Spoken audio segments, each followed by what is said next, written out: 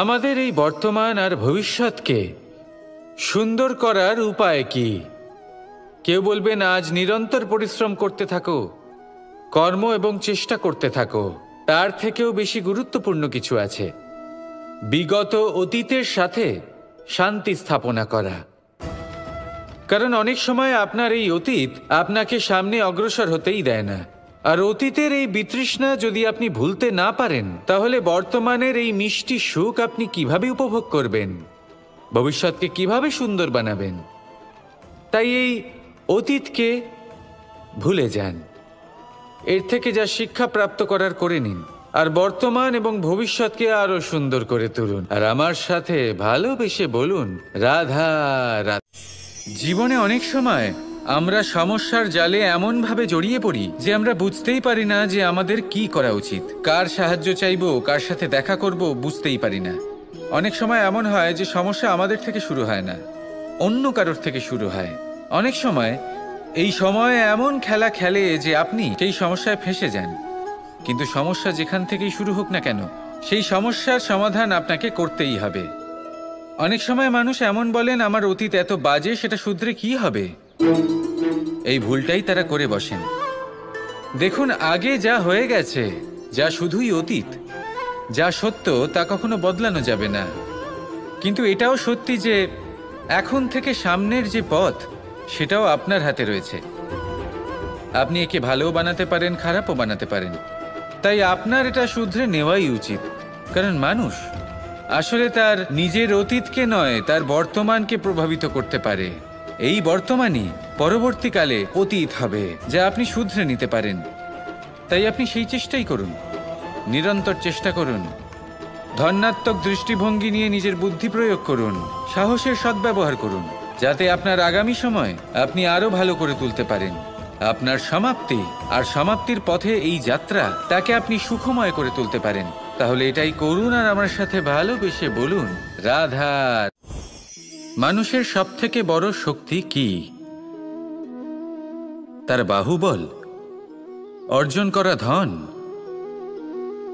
নাকি তার পেছনে দাঁড়িয়ে থাকা তার সমর্থক বা প্রশংসকদের দল, নাকি ঈশ্বরের আশীর্বাদ?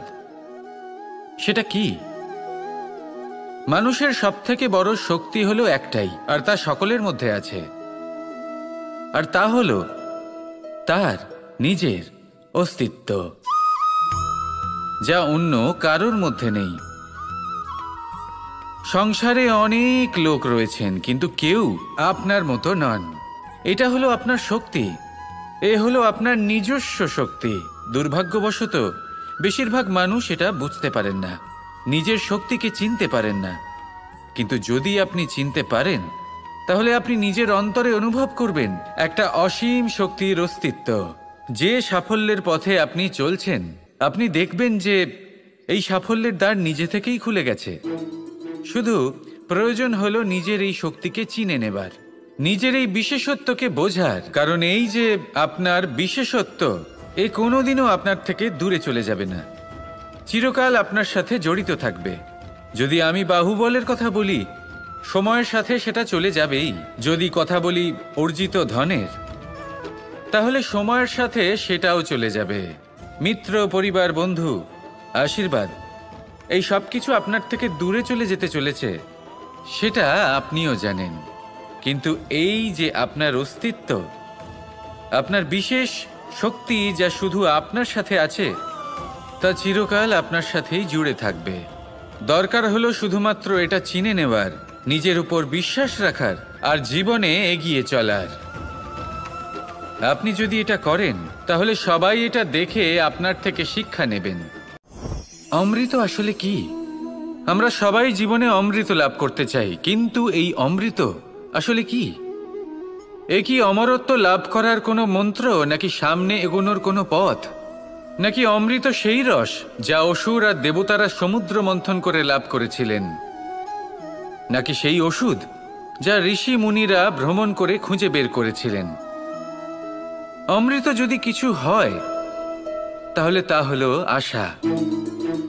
কখনো কোনো মাতাকে দেখুন, উনি নিজের সন্তানকে কত আগলে রাখেন, তার যত্ন নেন, তার পালন পোষণ করেন। এই আশা নিয়ে যে পরবর্তী জীবনে এই সন্তান খুব বড় কিছু করবে, ওনাদের খুব ভালোবাসবে। এবার আগামী দিনে কি হতে চলেছে তা আমরা জানি না, পর মুহূর্তে কি হতে চলেছে তা আমরা জানি না, আগামী মুহূর্তে আপনি জীবিত থাকবেন কিনা সেটাও আমরা জানি না। কিন্তু আমরা অনেক বছরের পরিকল্পনা বানিয়ে ফেলি, সেটা অবশ্য মন্দ নয়। দেখুন, জীবন যাপন করার এই আশা, এটাই ভবিষ্যতের আধার হতে পারে। তাই এই আশা হলো গুরুত্বপূর্ণ, তাই একে নিজের সাথেই রাখুন। কথায় আছে যে যে ব্যক্তি নিরাশ হয়ে পড়েন, যার মধ্যে কোনো আশা বাকি থাকে না, তিনি হয়তো বেঁচে আছেন কিন্তু একটা মৃত জীবন যাপন করছেন। তাই এই আশার সঙ্গ কখনো ত্যাগ করবেন না, একে চিরকাল নিজের সাথেই রাখুন। জীবন আনন্দময় হয়ে উঠবে, আর এই হৃদয় তা ভালোবেসে বলবে রাধা রাধা। বৃষ্টির জল যখন মেঘের দ্বারা টিপ টিপ করে ঝরে পড়ে তখন কি ভালো লাগে, তাই না? শুধু যে এই আবহাওয়া ভালো করে তুলে তাই নয়, এই মাটিতে সমাহিত হয়ে একটা অত্যন্ত সুন্দর গন্ধ উৎপন্ন করে। এই লতা পাতা, এই বৃক্ষ এদের জীবন দান করে, এদের পুষ্ট করে তোলে, আর তার সাথেই অনেক জীবের কল্যাণ করে। কিন্তু ভাবুন, যখন বজ্রপাত হয় তখন কি হয়? এই সমস্ত জলের ফোঁটা অনিয়ন্ত্রিত হয়ে যায়, একটা ভয়ানক বন্যার রূপ নিয়ে নেয়, যা শুধুমাত্র মহাবিনাশ করে। এর সারমর্ম কি? এর সারমর্ম হলো কর্ম করুন, কিন্তু তার নিয়ন্ত্রণ রেখে। যদি আপনি নিয়ন্ত্রণে না থাকেন, তাহলে আপনিও জীবনরূপী এই বর্ষার পরিবর্তে ভয়ানক বন্যার রূপ ধারণ করবেন। এবার বিকাশ ঘটাবেন নাকি বিনাশ, সিদ্ধান্ত হলো আপনার। যদি বিকাশ ঘটাতে চান, তাহলে নিজের কর্মের সাথে সাথে নিজের মনকেও নিয়ন্ত্রণ করতে শিখুন। এই মনকে সংযত করুন, একে নিয়ন্ত্রণে রাখুন, নিজের কর্মকে নিয়ন্ত্রণে রাখুন, ভারসাম্য বজায় রাখুন, আর আমার সাথে ভালোবেসে বলুন রাধা রাধা। কখনো ঘোড়া আর তার ঘোড়সওয়ারিকে দেখেছেন? ঘোড়ার ডান এবং বাম দিকে যেন একটা পর্দা লাগানো থাকে। তার কারণ কি? যাতে ঘোড়া অন্য কোনো দিকে দেখতে না পায়, শুধুমাত্র সামনে দেখে আর সেই দিকেই এগোতে থাকে। বলতে গেলে এটা খুব সাধারণ ব্যাপার, কিন্তু এর পেছনে খুব বড় এক বিজ্ঞান লুকিয়ে রয়েছে। আপনি যদি জীবনে নিজের লক্ষ্যে পৌঁছতে চান, তাহলে আপনাকে এদিক ওদিক তাকানো বন্ধ করতে হবে, শুধু সামনে নিজের লক্ষ্যের দিকে তাকিয়ে থাকতে হবে। তখনই জীবনে সাফল্য লাভ করবেন। ঘোড়া তো শুধুমাত্র এক পশু, তার উপরে লাগাম পরাতে হয়, চোখের ডান এবং বাম দিকে পর্দা পরিয়ে দেওয়া হয়। আপনি হলেন মানুষ, আপনাকে লাগাম কে পরাবে? কেউ না, এটা আপনাকে নিজেকেই করতে হবে। মনের গভীরে প্রবেশ করুন আর আবেগগুলিকে লাগাম পরান, তাদের নিয়ন্ত্রণ করতে শিখুন। আর নিজের দৃষ্টি সামনে, শুধু নিজের লক্ষ্যের দিকে। মনে রাখবেন, যদি আপনার দৃষ্টি শুধুমাত্র নিজের লক্ষ্যে থাকে, তাহলে লক্ষ্য ভেদ অবশ্যই করবেন। যদি একাগ্রতা এদিক ওদিক চলে যায়, তাহলে লক্ষ্য হারিয়ে যাবে। রাধা রাধা। রাজ্য, শাসন, সাম্রাজ্য, সংস্থাপনা, এগুলিকে সফল কখন বলা যেতে পারে? কোনো কোনো বুদ্ধিজীবী বলেন তখন যখন চারিদিকে শান্তি থাকে, কারোর মনে কোনো প্রশ্ন থাকবে না, শঙ্কা থাকবে না। কিন্তু আমার মনে হয় এটা অনুচিত।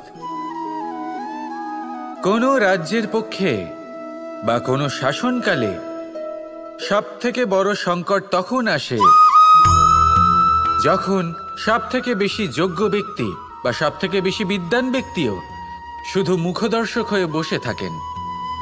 মনে প্রশ্ন আসতে থাকে কিন্তু জিজ্ঞেস করেন না, শঙ্কা উৎপন্ন হয় কিন্তু ব্যক্ত করতে পারেন না। এটা খুবই অনুচিত। এই যে প্রশ্ন, তা আসা খুব ভালো। এই প্রশ্ন অকারণে আসে না, কোনো সমস্যার কারণেই আসে।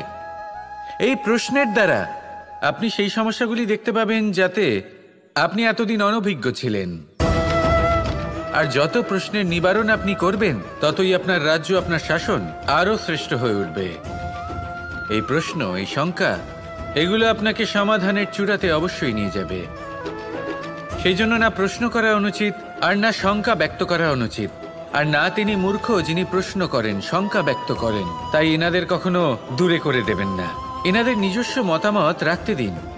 যখন সবাই মিলে একমত হবেন, তখন নিশ্চিত রূপে বলা যায় যে এই রাজ্য, এই শাসন, এই সংস্থাপনা সাফল্যের শিখরে রয়েছে। তাহলে আসুন আর আমার সাথে ভালোবেসে বলুন, রাধা রাধা।